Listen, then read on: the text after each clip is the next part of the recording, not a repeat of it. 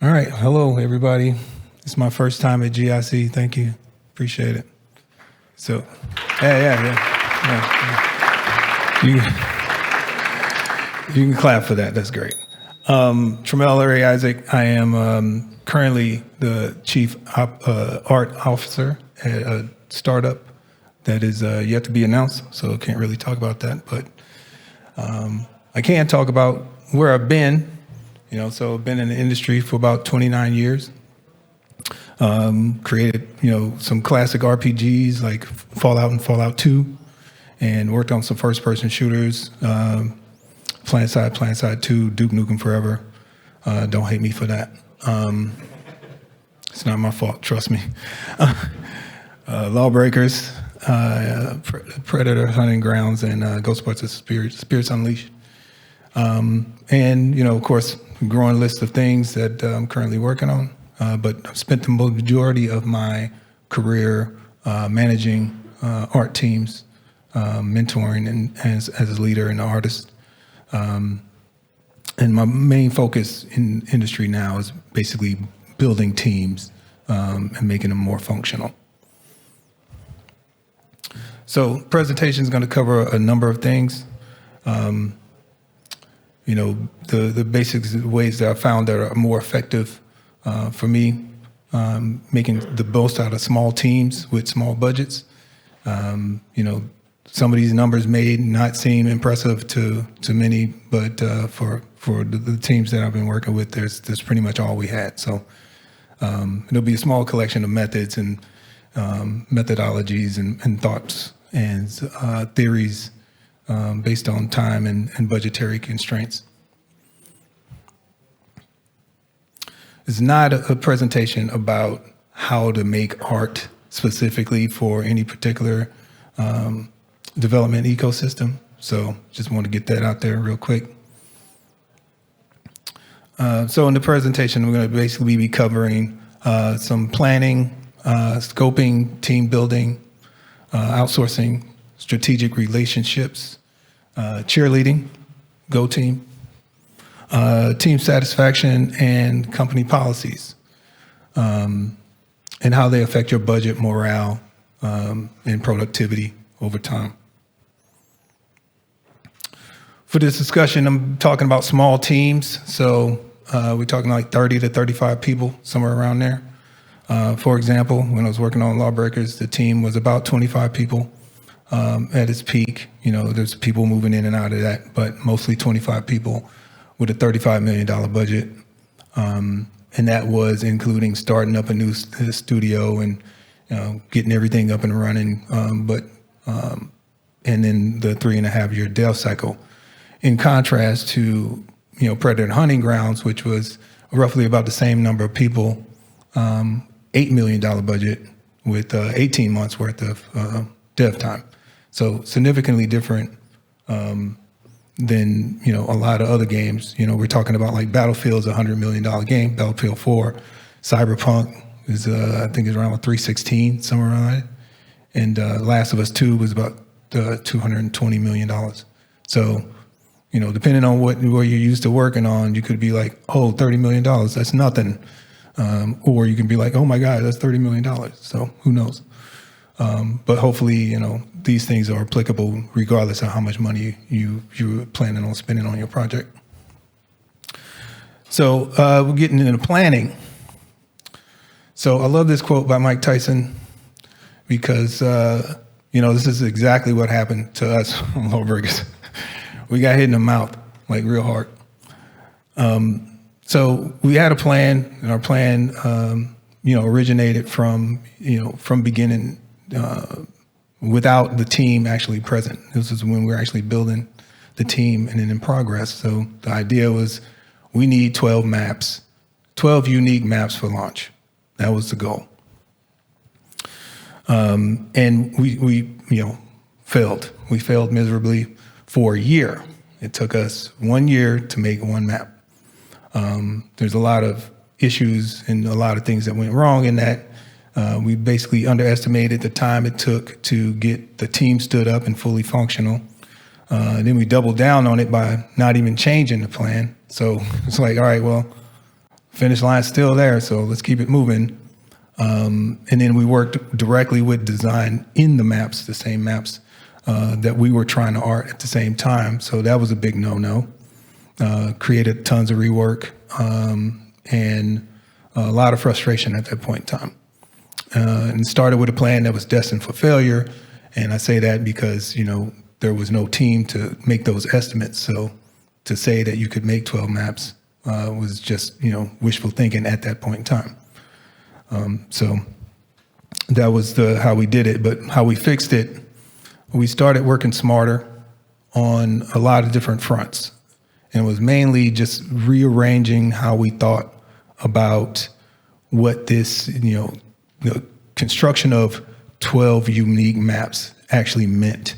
And it was more of a thought exercise than anything. But we worked directly with design to come up with a system that would allow us to make so-called unique maps in a shorter period of time, basically reusing a lot of different content from previous maps that we had made. And because of that, we were able to rescope the future maps into work into the same guidelines that we had with design. The guideline structure was really rigid, and it had to be in order to dig us out of this hole that we're in, was just in this constant loop of, play it, rework it, play it, rework it. Then we basically drew lines in the sand and just said, look, you get, 6 weeks worth of time to mess around with the map. You can do whatever you want in those 6 weeks, but when that 6 weeks is up, the map is ours. And after that, after we made that determination, things started to change drastically. And then, of course, we scheduled everything. Everything was put in the schedule, all the way down to like just the most minute of details. And that was the only way that we could keep people honest on the time frames. We tracked every aspect of map production, kept the schedule current, and basically posted the burn down chart every morning so people could see the progress. And that turned it into sort of a, came to basically kind of a contest of who could actually burn down the most. But that was really helped us turn around. So the result, we basically reduced the map production time down to like 5 weeks. It went from 1 year to 6 months per map, and then we actually got it down to 5 weeks per, and that was basically halfway through our production cycle. We created a new pipeline that allowed everybody, every group, to participate the way that they needed to participate to get the best quality out of the maps. And we created, basically, we're able to create environmental stories because of the reuse of these assets. As prior, they would have been completely unique altogether. One of the things that we, like I was saying, it was the thought about like what unique actually meant. The definition that we used was very rigid and very on point to what that actually meant. But the reality of it was, it's like it just needed to feel different. And once we realized that the feeling versus actually making completely unique geometry every time was a complete different thought process. So here are the 3 maps that were generated out of this experiment: Trench, Vertigo, and Mammoth. And as you can tell just right off the bat, there's some similarities in both of these, but each map played completely different. They felt different. The setting was completely different. One was actually in the kind of a pit in the earth. Vertigo was actually in the sky, so everything around it was basically a skybox and clouds. And Mammoth was in the mountains. So you see, like off in the mountains, you see snow caps and things like that. So each one of those maps felt completely different and played completely different, and thus the uniqueness was born. So with planning, for us, everything needed to be planned out, and the new plan needed to deal with the right now reality. Our right now reality was that there was no way that we were going to make these maps in the time that we had with the team that we had. It just wouldn't happen if we wouldn't have changed course. So that was out right now. And the plans should be, as much as they can be, based on quantified and verifiable truths. And those truths for us was, this is how long it takes to make a certain thing. But once we start breaking it down into smaller pieces, we were able to say we can reuse these pieces multiple times over and over again. So it became something that we could then rely on as truth. Information should be gathered from the professionals on the team, and that line is directly pointing at the fact that our original estimates were made prior to us actually existing as a team. So whenever possible, you should never make that mistake. Just please learn from my mistakes. I'm here because of you. So there. And then have your plans be flexible. So like the fact that we were so focused on uniqueness put us in a position where we would never be able to finish. So being flexible and being able to say, all right, well, what does unique actually mean? There is some gray area in there, and we found where that gray area could work in our favor.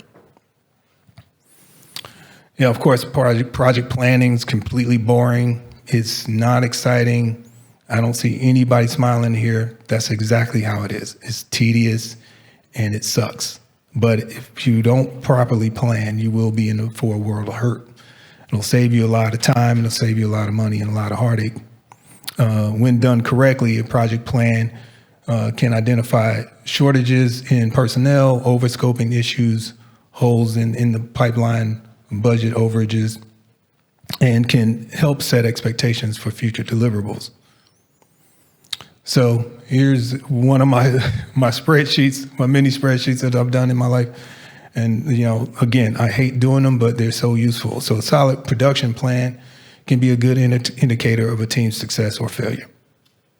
When equipped with this information, it can be used to basically, negate some additional scope creep. It can be used to advocate for more people or for more time. A solid plan can be, extremely useful. So this came in handy on a project that I was working on at a company that shall not be named. When I got there, the idea was that they wanted to present this video or in some gameplay demo in the span of like 6 to 8 months. And it was all just kind of, we want to do this. And I was like, well, where's the plan? And he's like, we don't have one, but we're going to do it. And I'm like, well, you're not going to do it if you don't have a plan. So it became this circular conversation. I'm like, all right, well, I'll make the plan for you. So it was literally my first week starting there. I went to the effects artist because he was the most accessible and had pretty much had his content list kind of laid out for him. So I did the schedule, put it on paper, didn't add up. Didn't have enough time, didn't have enough money, and didn't have enough personnel to do all of the effects that they wanted to do in that 8 months. And it was just immediately, it took me 2 days to do that. I presented that to my boss, and I was like, no, this is whatever you have in him doing is not going to happen. So you need to rethink that. So then I proceeded to do it for all the other categories, animation, environment, all the way down, characters, etc. And presented these plans to my boss, and he was like, well, we want, I'm just throwing these things out here, but we want 5 of these things. And I'm like, well, you can't get 5. I was like, there's no combination of this plan that gets you 5 in any world. You don't have enough time, money, and people. Well, what if we could do blah, blah, blah? I was like, well, yeah, we could do that, but you're still not getting all of these things. So it became just this constant back and forth. I laid out literally 7 different plans, each one of them a variation of the other, with one character being complete, with 2 characters being 50% complete, or 2 characters at 75%, and you can see where this is going. So basically, no matter how they sliced it, and, as we're talking about this and going back and forth, time is wasting. So no matter how they sliced it, it was unattainable. And they finally relented and was like, all right, cool. Let's just go with the plan. So they picked one and we went with it. So, I say all this, to say that ultimately, when it was all said and done, after the plan was implemented and executed, we finished 2 days short of the actual date. So planning can get you a long way. It can actually save you a lot of time and a lot of, heartache. And those expectations that they had prior were gone after we, kind of determined that those things couldn't happen. So once I got done with that, we're talking about scoping. So the plan can control the scope. So it's always about, making sure that you're armed with a bulletproof plan of attack to ensure that the project is achievable and deliverable in the time that you have. Manage your expectations, like I said before, increase your chances of success, which we did. And it could inflate your budget based on, scope creep if you decide to continue down the path that we were on before. So tips for properly scoping a project. Don't rely on some kind of magical future speed increase in the future. It's just it's not the best way to plan. So what I'm not saying that inherently things get faster as you do them over and over again. I'm saying don't expect those, because whatever tool you're working on or whatever process you're working on, you cannot tell me specifically that it will increase productivity by 25% or 10% or 5%. You can say it'll increase productivity, period. That's all you can say, but I can't bank on that. So you have to be very specific on what it is that you're doing. So the best bet is to not count on those things at all. And then ultimately, you'll probably come out ahead because the things that you thought you were easy to do probably going to take longer than they would have anyway. Not having those in there will set unrealistic expectations for the rest of the team. And instead of doing that, create a risk assessment list of all the things that you think that could be booby traps along the way, and then address them as the new technologies start to come online. And again, like I said, be prepared to negotiate, similar to the example I gave, and basically it's a back and forth. At some point in time, somebody's going to actually listen, and you're going to have to go with that plan. And if it's beyond the scope, design, we'll want to know exactly what they can get instead. So make sure you give them alternate ways of achieving whatever goal that they wanted. And ultimately, if it doesn't work on paper, it just won't work at all. It won't work in real life. So magically thinking that things are going to get better just because you put it on paper doesn't make it true. It has to add up. The math has to work. And in this case, math is going to be your friend, because you can debate anybody all day with math, but if you go with feelings, you're going to lose. Make sure the ask that you're trying for, or the goal is realistic. Aggressive timelines are extremely detrimental, can lead to burnout. It can affect productivity and increase turnover. And identify those risk assets and potential. What is the potential risk, and how do you mitigate those risks? So we're going into team building. All right. How many, show of hands, how many are familiar with the super chicken theory? I figured as much. Absolutely nobody. All right. So in general, you can read along, but briefly in general, this scientist, William Muir, decided he wanted to figure out how to get the best egg-laying chickens. So his idea would be, I'll take all the good, productive chickens and put them all together, and then I'll make more productive chickens, and so on and so forth. So he took 9 of those, and he had a control group of 9 chickens, were just regular old average chickens. And he, ran this simulation in basically 6 generations with the hopes of finding, having a group of super chickens that make eggs all day long or whatever his goal was. But, he was looking for the answer to egg land for whatever reason. So at the end of the experiment, he realized that the average chickens were actually making more eggs than the so-called super chickens. And they were actually healthier and more vibrant and enjoying life. But the so-called super chickens, however, were having a hard go of it. And they only ended up with 3 left because the rest of the chickens pecked them to death. So what does that mean? What has that got to do with team building? Competitive cultures are not sustainable, and it could be actually detrimental to productivity and morale.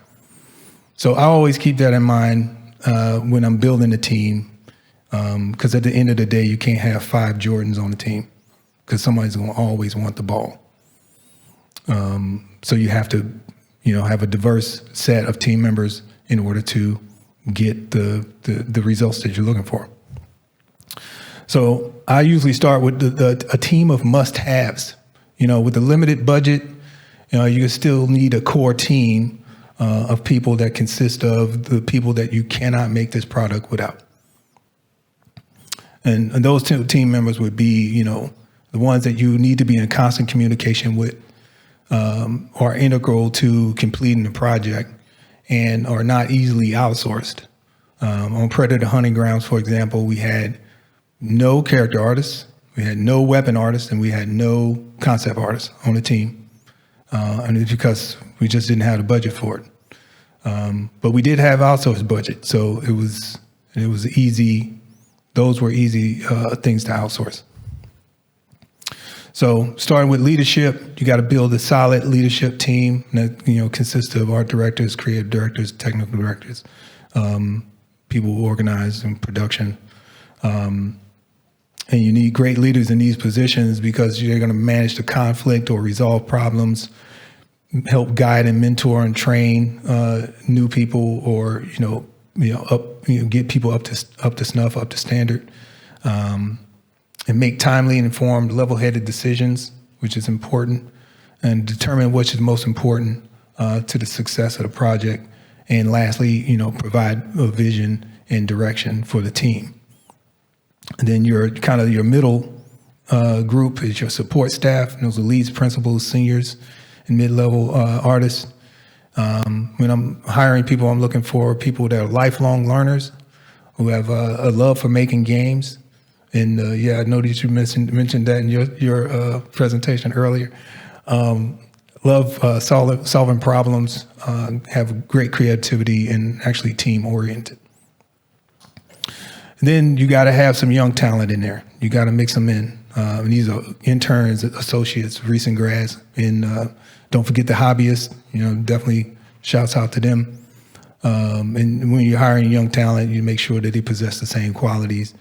Learners for life, lovers of the craft, problem solvers and solution seekers, and hunger to make games.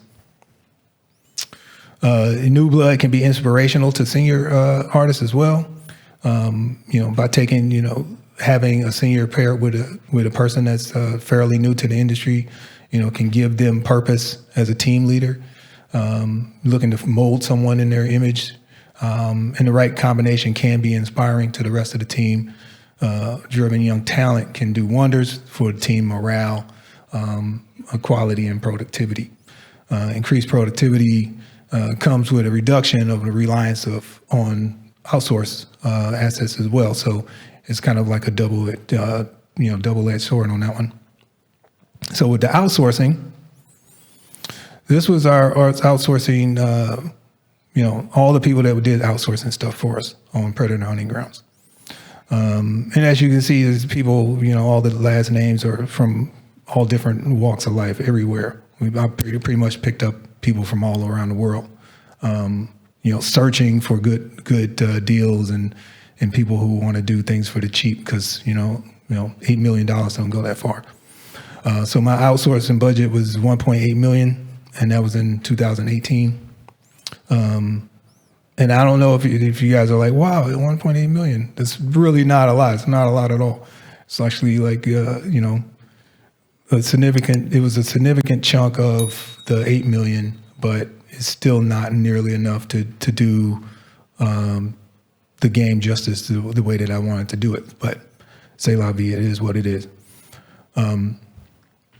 So while it's a fairly decent sized group of individuals, we found that, there are a handful of people in there that actually did the bulk of the work.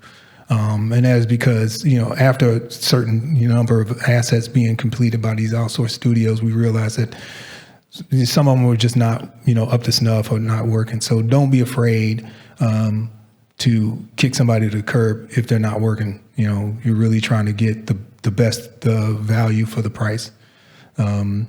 But time and budget and dictates a lot of things. So if you're not getting what you need, just get rid of them. Which brings me to another Lawbreaker story. So this is the 1 year map. That one took us a year, and to be honest, we wasn't even done after a year. We actually went back and polished it for another 3 months. So this is a very expensive map. It may not look that way, but it is. But we had outsourced a good chunk of this map to a very reputable, expensive, fairly expensive outsource company, because some relationship that the CEO had with this group. So we gave them a shot, and they failed miserably. I mean, like 8th grade work type stuff. And I was not impressed and very upset. And they did so bad that they stopped talking to us. It's weird. It's super weird. We send them emails and they just would not respond. And they never invoiced us because they knew that they messed up really bad. So it just became this thing that, I'm not going to say the name because it's a really big outsourced company and they know they messed up. So every time I see the representative at like GDC, I just give him the evil eye, and he knows exactly what happened. So proper preparation for outsourcing is key. You definitely got to have all your ducks in a row when you're setting up getting ready to go for outsourcing. It takes, like I said, if it's done wrong, it can be a complete nightmare. So, and it can be costly. So, every dollar counts on this. So make sure your outsourcing plan is prepared before you get any outsourcers on board. And that includes, listing out the number of assets that you need made, having a point of contact for the outsourcers to communicate with, internal people that deal with the content as it comes in, which is something that people kind of overlook. You may send out like a buttload of stuff, but it's got to come back to somebody, and you need to be able to process all of that stuff. And have your art briefs ready to go, art Bible and standards created with content examples.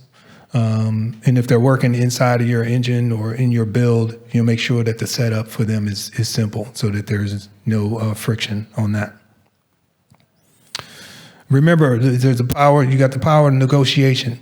There's plenty of outsourced studios out there. So just like, outsourcers and contractors, just like every human being on the planet is looking for some kind of job security.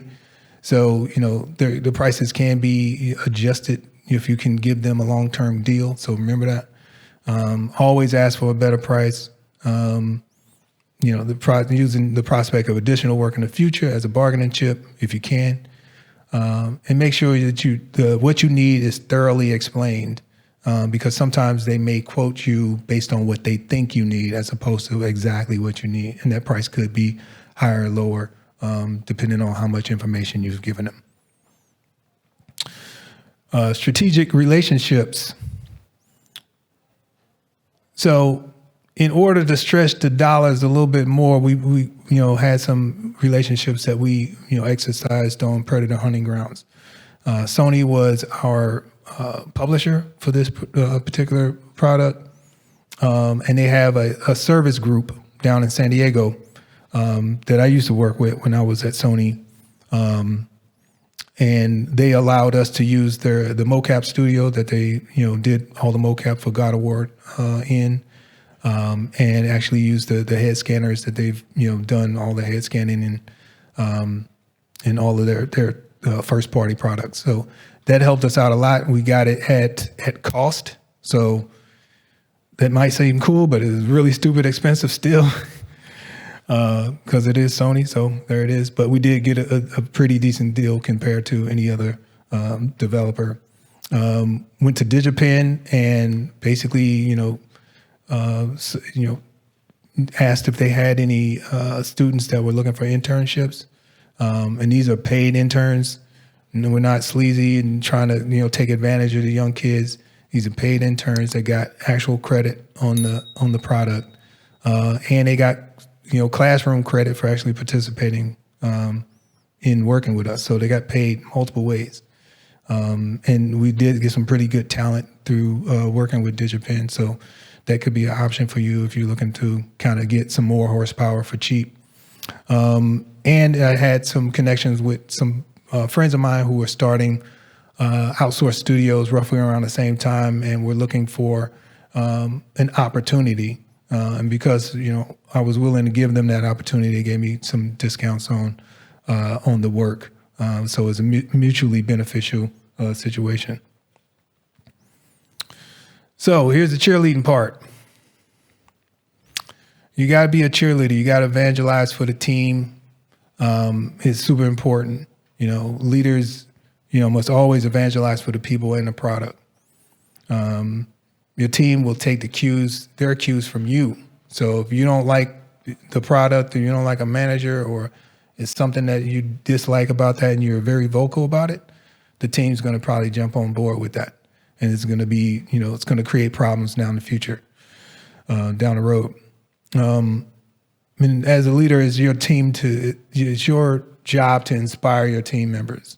You got to, do a lot of things for them. You got to make sure that they're on top of things, make sure that, you're trying to push them to achieve more and strive to do better. The sixth president of the United States said this: your actions inspire others to dream more, learn more, do more, and become more. You are a leader. And I think that's, very appropriate because I kind of live by those things. So, the text is kind of small. I don't mean to brag, but a lot of people like me. So you can go to my LinkedIn and check out all my recommendations. But no, I didn't put this up here just to, kind of rub it in your face. I didn't want to do anything like that. This is more to say that the reason why I do this is because of them. And if I evangelize for them, the results are paid back in the things that they say and things that they do for me as a leader. And I'm extremely proud to have them, be a part of my life in some way, and also think of me in high regard. Because, any day of the week I would go to the mat with these guys and we can all go to war together. But this is what it's all about. When it's all said and done, as a leader, you want to leave an impression on people that it's positive. You don't want to ever, burn a bridge or, create a situation where somebody's like, oh, I don't like that guy. He's a butthole. Or you don't want that at all. But I'm showing this stuff so that you can see that, there's a way to get productivity out of people without yelling at them or without trying to degrade them or, threatening them with firing and all these other things that I hear that some leaders do. Just treat people with respect and treat them with kindness, and in turn, they'll do everything they possibly can to reach the goals that you're looking to reach.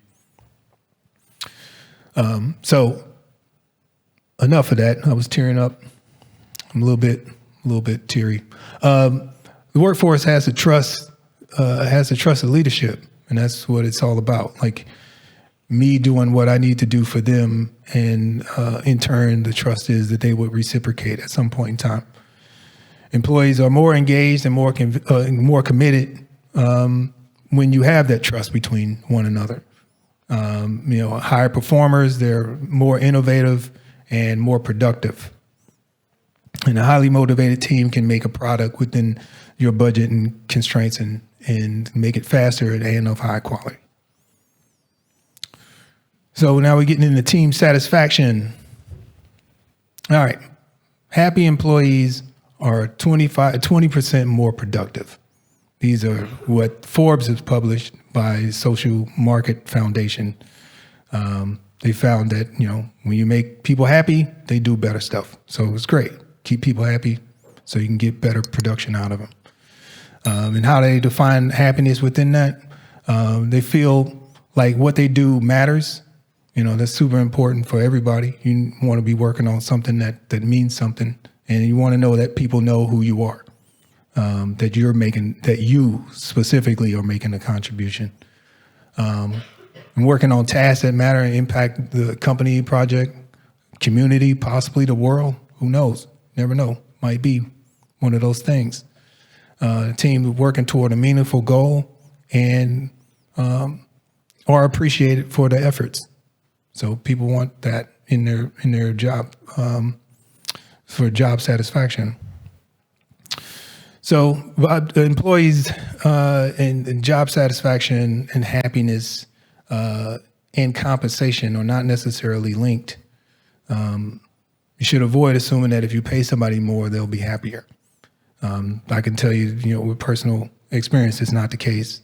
I've left high-paying jobs because I wanted to do other things because I wasn't happy, and you're not going to just pay me to shut up. It's not going to work. Higher monetary compensation may not even be an option for some folks. With smaller budgets, it is, a constraint. So you have to do all of these intangibles in order to maintain a decent sized team and a great environment for people to work in. And happy employees are far more, economical to keep than having a person leave the team. This is significantly, you're going to pay dearly if you allow somebody to leave or you actually have to fire somebody. So, anybody familiar with the Maslow's hierarchy of needs? Let's see, yeah, there you go. You got the, Maslow and the super chicken guy. Like, you're fucking with the chicken. All right, cool. All right, so we got for team satisfaction and how this basically is going to break this down and how it affects, how it works within like a game dev environment. So we got, at the top, self-actualization, and that's, desire to become, the most you can be. And then you got esteem, which is, respect, self-esteem, status, recognition, love and belonging, friendships, family, sense of community, safety needs, personal safety, employment, resources and health. And then you got physiological needs, basic water, food, air, that type of stuff. So as it manifests itself inside of game development, those physiological needs are, basically having the tools and support to do your job appropriately and getting paid a fair wage for it. And, that may be, difficult to do if you got, tight budgets, but at the end of the day, you still have to make sure that people are compensated properly.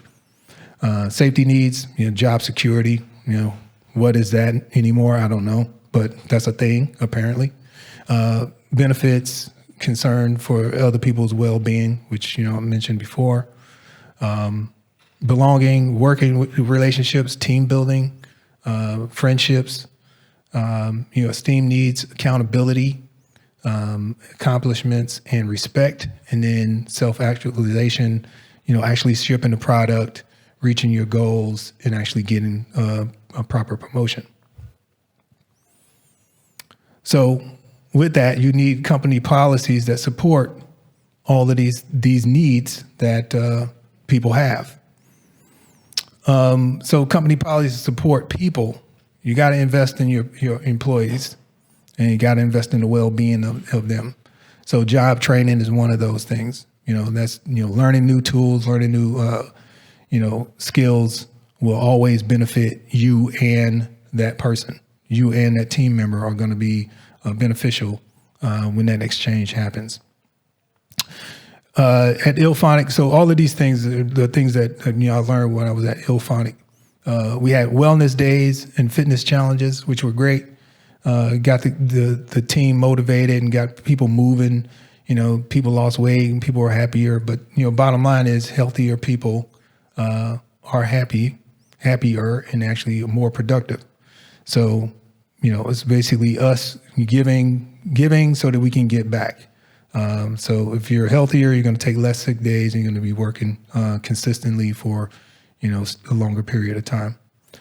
First Fridays was something that we did, starting in the pandemic. Obviously you can see this was 2019. And that's the first Friday of every month we took off.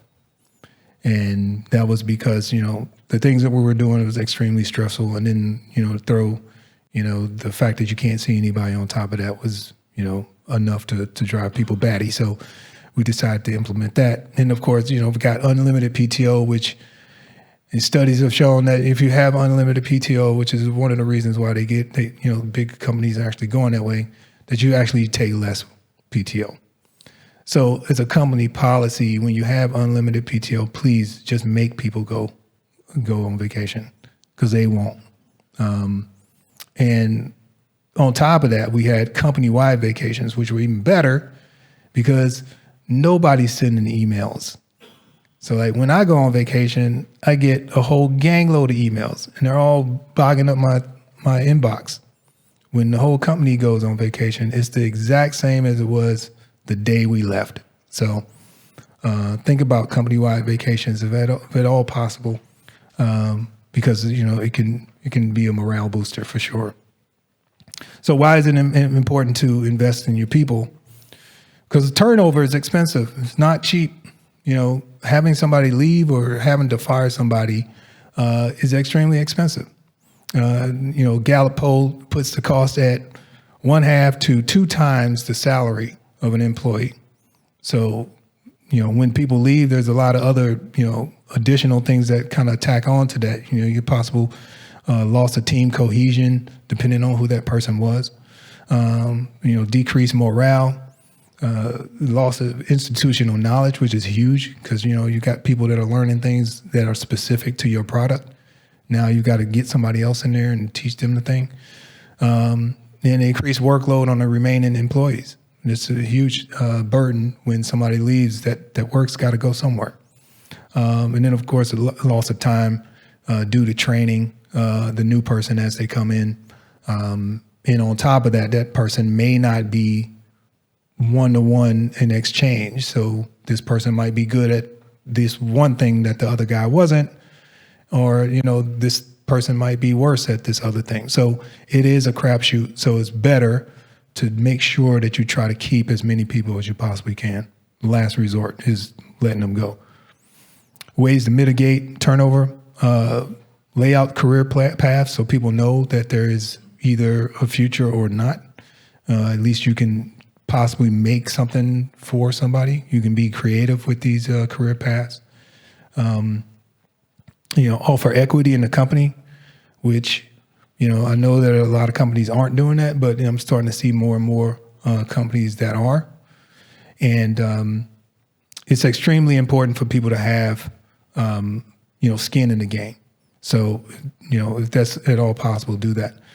Provide recognition and appreciation. That's free. Anybody can do that. You just got to go out of your way and do it. But it goes a long way. Trust me, it does. And have an open and honest dialogue with your team members so that you can understand what it is that they need. You can't assume that everybody is the same. You shouldn't treat everybody the same. Should definitely, get into the weeds with these people and actually know, how they tick and what it is that motivates them, so you can manage them accordingly. Focus on flexibility.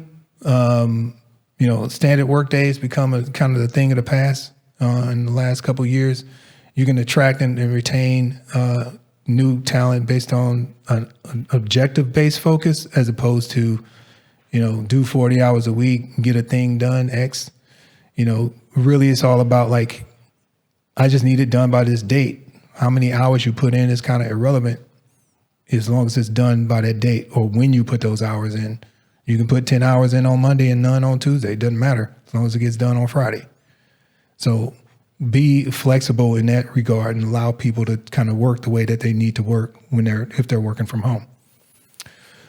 Remove ineffective managers. Like I say, nobody quits the job, they quit their boss.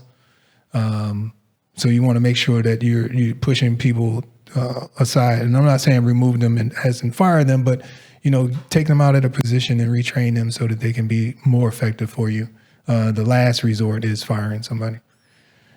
Take decisive action, and that's making sure that you are recognizing when things are failing and taking action on that as soon as possible, so that you can avoid having people leave. And provide training and guidance for all people on the team, including managers, so that you can avoid like having ineffective managers in positions that are they're not suited for. In conclusion, all right, is an industry where we have big budgets and often they're also often seen as success because they have a lot of money and consider all the variables that contribute to waste, and you will have new ways to find efficiencies within that. Success is not clearly, solely tied to the amount of money that you have in the budget, but how creatively you spend those resources. So don't be afraid, think outside the box, need to be creative and resourceful, build a flexible team, a team that's able to adapt and change to the challenges, plan and scope your project carefully, focus on things that make your team more productive, as well as the well-being of your team. Consider relationships that have been mutually beneficial to each party, and create company policies that support the team. Following these, you can probably, do really big things depending on how you go about it. But you need to work within the constraints that are given to you, and hopefully these tips can result in making amazing games. And that's it, folks. Thank you. Appreciate it.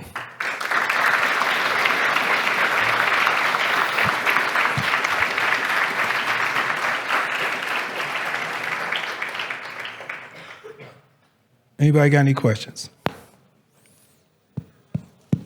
This guy, that guy. Hi, thanks for the great talk. So I want to ask you about friends and becoming their leader. Do you have any experience with that? Because often people tend to step back from the relationship and put this invisible wall if some of their friends become, the great guy, the leader. Yeah, I had a friend of mine that I worked with for 11 years at 4 different companies.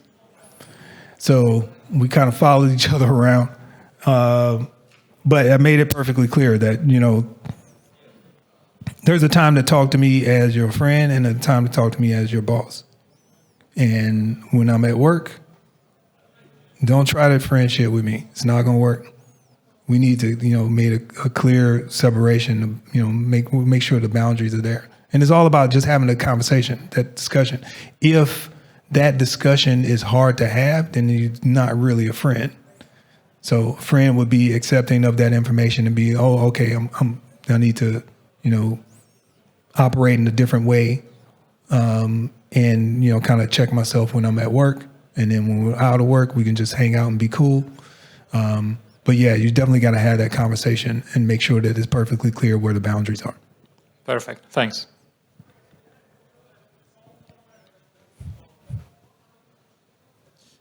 Hey, great talk. One question regarding planning. You said when you have a full team, you can do the good plan basically and put in all the numbers.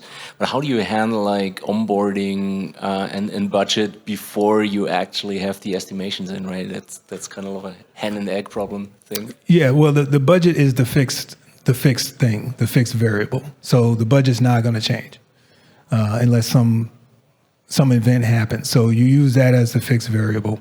The budget determines who you bring on board. So simple, mathematics where you've got a senior that's worth, let's say, $100,000, and you've got, $200,000 to spend. So You're going to have to fill up those gaps. If you want productivity, you're going to have to figure out like, okay, can I have, 2 juniors and a senior within that budget? And can I get those things done with that?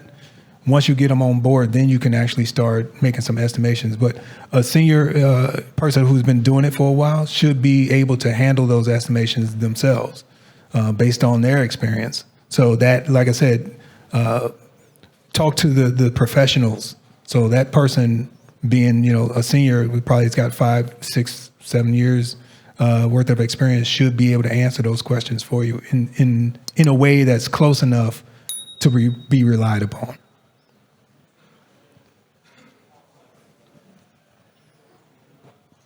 Hey, I've got a question for you. Do you have any tips about bringing young talent into a studio that's based on work from home environment completely? Yeah, I mean, it's pretty much all there is pretty much now. The studio that we started a couple of months ago is completely work from home. It requires trust and, checkpoints, but it can't be overbearing. So, perfect example, I worked at this company, but I'm still not going to name it, but they had, 9 o'clock check-ins every morning for nothing. Like no reason, just shooting the shit. So it's like, all right, cool. And then the rest of the day it was all meetings. So I'm like, well, at some point in time, I'm gonna have to do some work. So how does this actually work? But you have to trust people, and the proof is going to be in whether they can produce the thing that you asked them to produce. And like I said earlier, it doesn't matter how they get it done as long as they get it done. So you have to just say, all right, well, I'm going to assume until they prove otherwise that this person is actually doing the work. And you got to treat everybody like an adult. That's really what it boils down to. And if you can't do that, then you need to just rethink the way that you're managing people. Because at the end of the day, this whole work from home thing is probably not going away.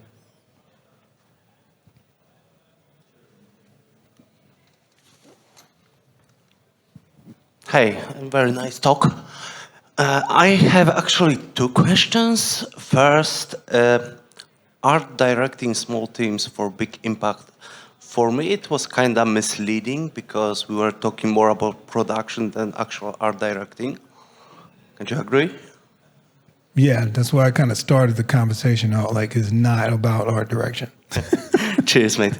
And the second question is, who exactly should scope the project? The people that are doing the work. So if say you're a 3D modeler, right? You've got some experience and you know what you're talking about, then you need to tell me how long it takes. So if I'm the one in charge of putting the numbers in, which is fine, it could be anybody at that point, as long as I'm getting the information from a source of truth. And that would be you in this instance. If you're telling me it takes 3 days, it takes 3 days. So Okay. now you got to Cheers. get it done in 3 days.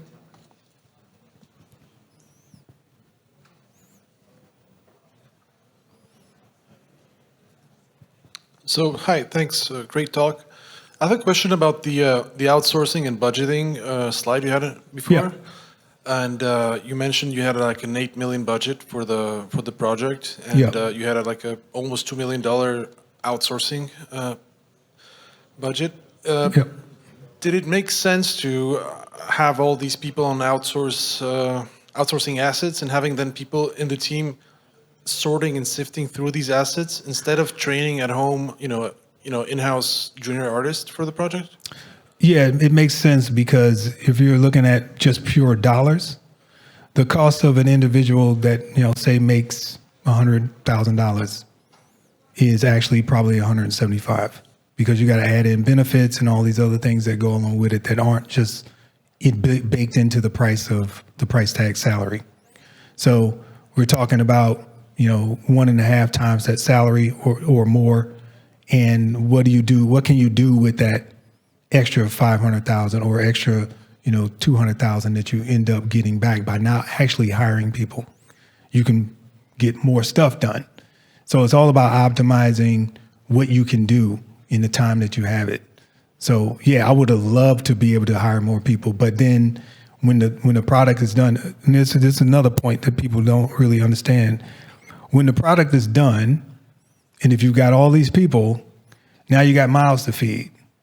So that's how layoffs happen. So, the COVID bloat, and everybody was like, oh, we're not getting productivity out of all the people working from home. We just need to hire a bunch of people.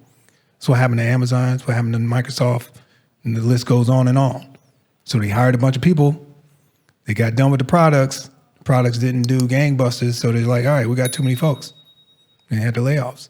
So for us, laying off is avoidable because we think about like, what are the consequences down the road, not just the here and now. Anybody else? All right, cool. Thanks. Appreciate it.